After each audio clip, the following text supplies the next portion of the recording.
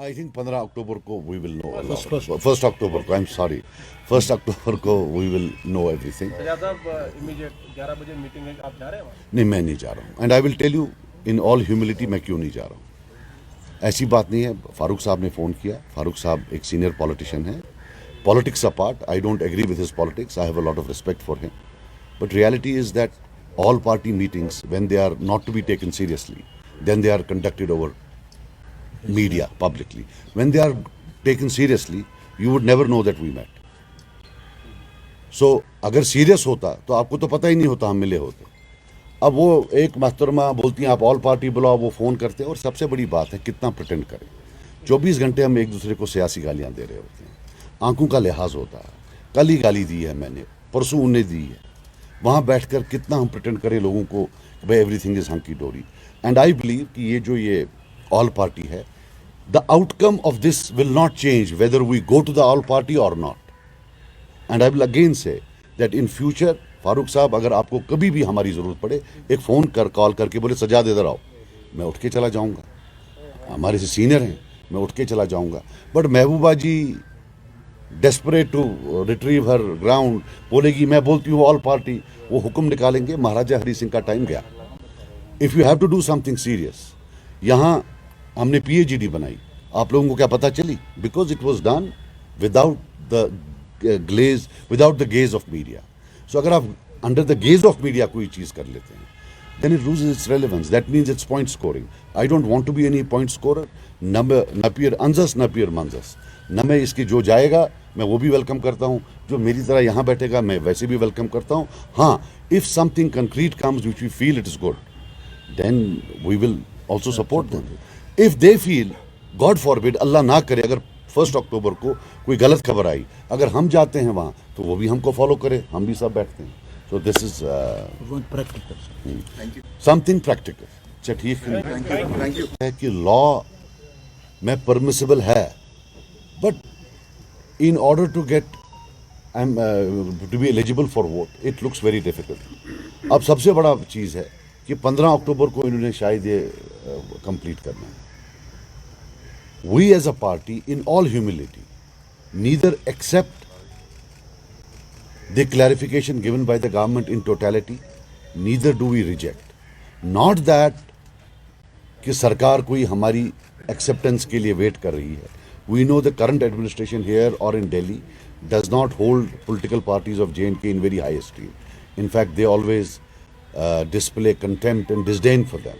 So वो नहीं है, लेकिन हमें अपने लोगों की तरफ देखना है, और हमें लगता है कि the final test is on 15th of October जब ये होगा। अगर हम अफसर साहब की बात माने तो 15 अक्टूबर तक, 1 अक्टूबर तक इतने ह्यूज नंबर्स में लोग बाहर से लाकर डालना नामुमकिन है जब तक कि सरकार न करे।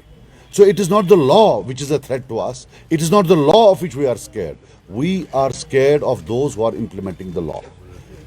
On test here is the intentions of those who are as on date running the state here or from the union government. We will wait, we will see what they do. So I repeat, we neither totally accept them nor reject them. Agar hame laga, so what we have thought in our humble capacity, we all of us will go. Agar aisa hua, we will sit on a hunger strike in front of the Parliament of India. And every constitutional, because this war cannot be fought here. This battle cannot be fought here in J&K. इधर से कोई चीज़ नहीं होने वाला। जो कुछ होना है ये दिल्ली से होना है। हिंदुस्तान के लोगों को बताना है कि साहब अगर वोटिंग, ये जो रीजनल एस्पिरेशंस हैं, जो रीजनलिज्म है, प्रोविंशियलिज्म है, अगर आपको बाहर से लोग यहाँ लाने हैं, देन व्हाई हैव स्टेट्स? एक ही सरकार ऊपर हो, वही तय कर लेगी। The whole idea of states is कि स्टेट्स की अपनी एस्पिरेशंस होती हैं, स्टेट्स के अपने ऑब्जेक्टिव्स होते हैं। अब अगर आप उसमें भी बाकी स्टेट्स के लोगों को लाएंगे, so then what is left?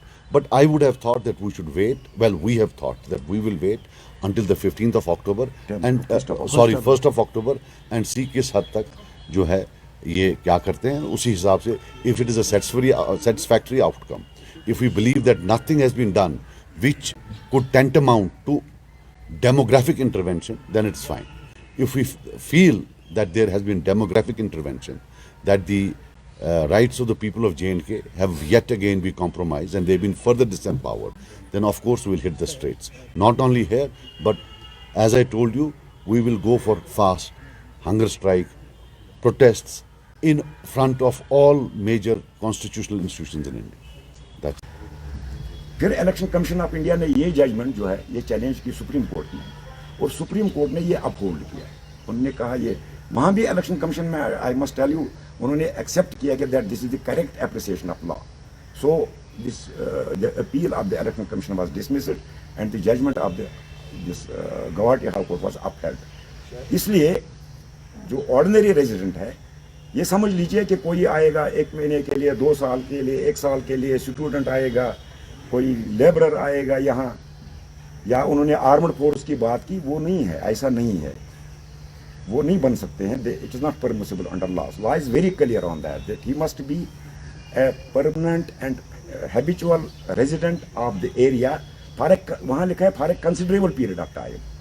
Considerable period of time 1 साल 2 साल नहीं है या कुछ महीने नहीं है, नंबर 1। नंबर 2 उन्होंने कहा आर्मड फोर्स की बात। जहाँ तक आर्मड फोर्स की बात है, लॉ में ही सेक्शन 20 में ही बिल्कुल क्लियर कट लिखा है कि उनका कोई चॉइस नहीं है आर्मड फोर्स के लिए। सेक्शन 20 जो सब सेक्शन 3 है ये मैं पढ़ूंगा, इसमें लिखा है any person having a service qualification. अब सर्विस क्वालिफिकेशन क्या है वो सब सेक्शन 8 में डिफाइन है। सर्विस क्वालिफिकेशन मीन्स एक ये है being a member of the armed force of the union of India. Number 2 being a member of force to which provisions of army act applies. Number 3, being a member of an armed force of the state who is serving outside that state, and being a person who is employed under government of India in a post outside. So ये जो 4 categories हैं, armed forces और other forces and state forces who are posted outside, ये service qualification है। तो section sub section 3 बोलता है any person having service qualification shall be deemed. उनका कोई चॉइस नहीं है कि वो चेंज करते फिरेंगे आप एक जगह से दूसरी जगह पोस्टिंग के हिसाब से। They are deemed by law, by force of law to be ordinary resident in the constituency in which but for is having such service qualification he would have been ordinarily resident on that day. So जहाँ के वो हैं वो वहाँ के ही ordinarily resident तस्वर किए जाएंगे irrespective of their posting. So there is no question of inclusion of armed forces in this definition of this ordinarily resident. यहाँ जो election commission chief electoral officer साहब ने कहा, अब उन्होंने क्यों कहा आई डोंट नो, उन्होंने क्यों क्या कहा, कोई मिसकंसेप्शन उनको हुई, लेकिन फॉर्चुनेटली बाद में एक क्लैरिफिकेशन सामने आ गई। क्लैरिफिकेशन में उन्होंने ये बात बिल्कुल नहीं की है, न आर्मड फोर्स की बात है, न स्टूडेंट्स की बात है, कैसे बनेगा गवर्नर, कैसे बनेगा यहाँ इलेक्शन स्टेट लेजिस्लेचर के कैसे होंगे, किस तरह होंगे, वो हमें अपना कॉन्स्टिट्यूशन गवर्न करता था। कॉन्स्टिट्यूशन ऑफ इंडिया के प्रोविजंस अप्लाई नहीं होते थे। तो हमारे लेजिस्लेचर ने एक कानून बनाया था Jammu and Kashmir representation of people act 1957। उसके तहत जो एलिजिबिलिटी थी वो ये थी कि one must be 18 years of age and second that he must be a permanent resident of the state. लेकिन जब 5 अगस्त को 370 खत्म हो गया, रन डाउन किया गया, उसके बाद जो वो आ गया रिऑर्गेनाइजेशन एक्ट, उसमें हमारा जो 57 का जो लॉ था रिप्रेजेंटेटिव पीपल एक्ट वो रिपील हो गया, और उसके साथ ही जो सेंट्रल गवर्नमेंट का जो है रिप्रेजेंटेटिव पीपल एक्ट 1951 और 50 वो यहाँ अप्लाई हो गया। अब 50 के तहत जो रिप्रेजेंटेटिव पीपल एक्ट 1950 है उसके तहत 2 एलिजिबिलिटीज़ हैं, 2 कंडीशंस हैं for being registered as a voter.